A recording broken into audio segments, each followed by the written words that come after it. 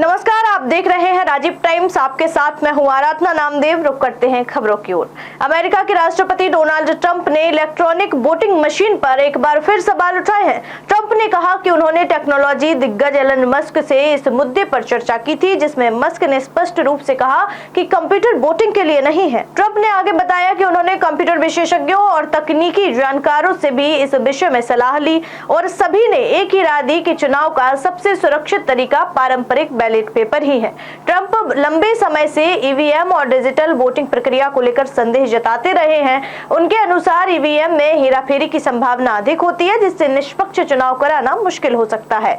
उनके इस बयान के बाद अमेरिका में चुनावी प्रक्रिया को लेकर फिर से बहस तेज हो गई है। विशेषज्ञों का मानना है कि ईवीएम और डिजिटल वोटिंग सिस्टम के आलोचक अक्सर पारदर्शिता और साइबर सुरक्षा को लेकर चिंता जताते हैं, जबकि चुनाव आयोगों का दावा है कि आधुनिक तकनीकों के इस्तेमाल से मतदान प्रणाली सुरक्षित और विश्वसनीय बनी हुई है।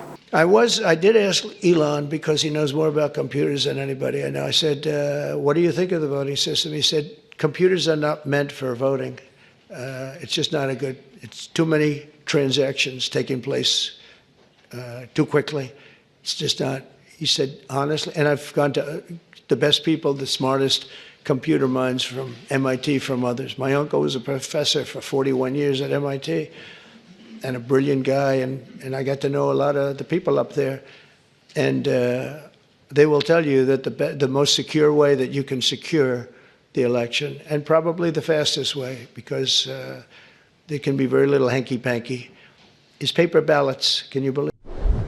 तो रुक करते हैं अगली खबर की ओर, जहां प्रधानमंत्री नरेंद्र मोदी के नेतृत्व में मध्य प्रदेश की प्रगति यात्रा को एक और नया आयाम मिला है। राज्य सरकार ने यह भी घोषणा की है कि जल्द ही सतना और दतिया हवाई अड्डों को औपचारिक लोकार्पण किया जाएगा।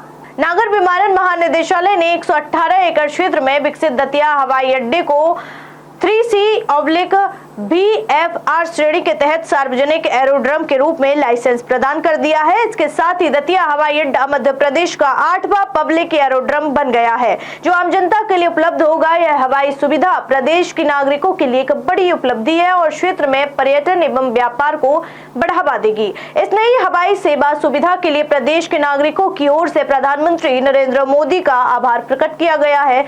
मुख्यमंत्री डॉक्टर मोहन यादव ने इस उपलब्धि को मध्य प्रदेश के विकास में एक और महत्वपूर्ण कदम बताया और कहा कि इससे प्रदेश के हवाई यातायात का विस्तार होगा और नागरिकों को अधिक सुविधाएं मिलेंगी।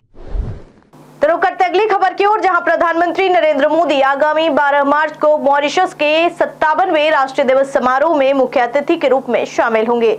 मॉरिशस के प्रधानमंत्री डॉक्टर नवीन राम गुलाम ने संसद में बताया कि उनके निमंत्रण पर प्रधानमंत्री मोदी ने इस विशेष अवसर पर उपस्थित होने की सहमति दी है।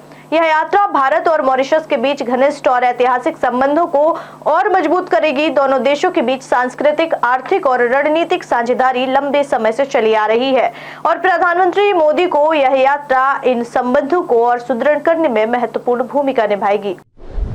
इस बुलेटिन में फिलहाल इतना ही। देश दुनिया की तमाम खबरें देखने के लिए देखते रहिए राजीव टाइम्स। नमस्कार।